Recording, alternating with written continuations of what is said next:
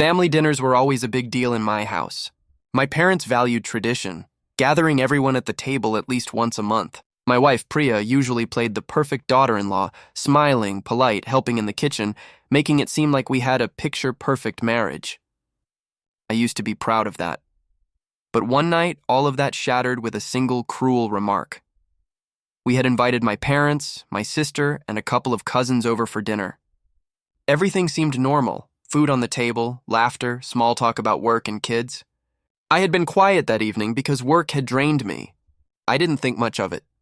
My family knew me as the reserved one. Then, in the middle of a conversation about household responsibilities, my wife suddenly snapped. "Of course he doesn't help much," she said with a laugh, gesturing toward me. "He's useless around the house. Honestly, sometimes I wonder why I even married him. My ex knew how to handle things. He was more of a man than this one." The table went dead silent.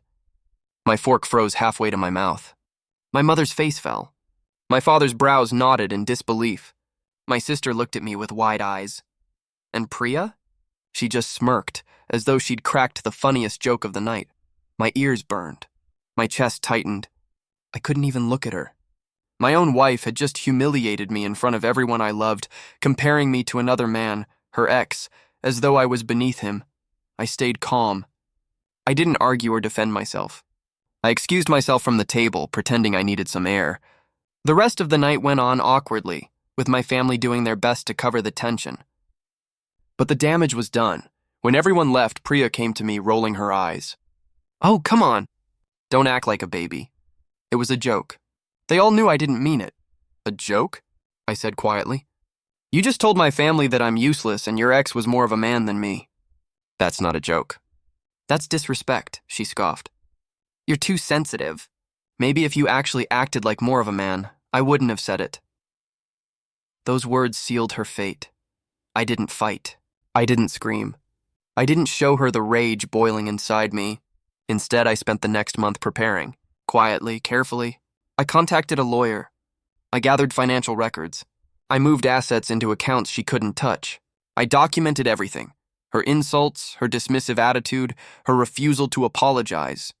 Meanwhile, I acted as though nothing had changed. I smiled, went to work, came home, ate dinner with her, even kissed her goodnight. She had no idea what was coming.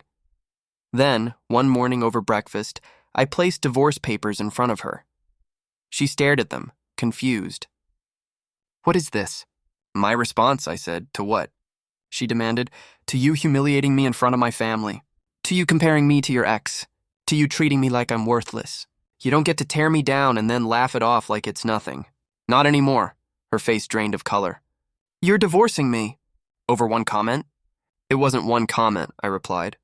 "It was the truth you've been carrying inside you, the truth that slipped out when you thought it was funny. I won't stay married to a woman who disrespects me like that." She panicked. She cried. She begged me to reconsider. She promised she was drunk, that she didn't mean it, that she loved me. But it was too late. I had already made up my mind. The divorce was swift and brutal. With the evidence and the financial planning I'd done, I secured the house, the savings, and custody of our son. She walked away with nothing but a small alimony that barely covered rent. At first, she tried to keep up appearances, moving into a rental apartment, posting fake smiles on social media. But her friends started drifting away once they realized what she'd done. Her own parents, embarrassed by her behavior, refused to take her in. 6 months later, she couldn't keep up with the bills. She lost the apartment. The last I heard, she was couch surfing between distant relatives, relying on scraps of support from people who pitied her. And me? I rebuilt my life, free of the woman who thought it was acceptable to humiliate her husband and call it a joke. My family stood by me, proud that I took a stand. My dignity remained intact. Priya thought her cruel words would get a laugh. Instead, they cost her everything. Now she's the one left with nothing, homeless, humiliated, and alone.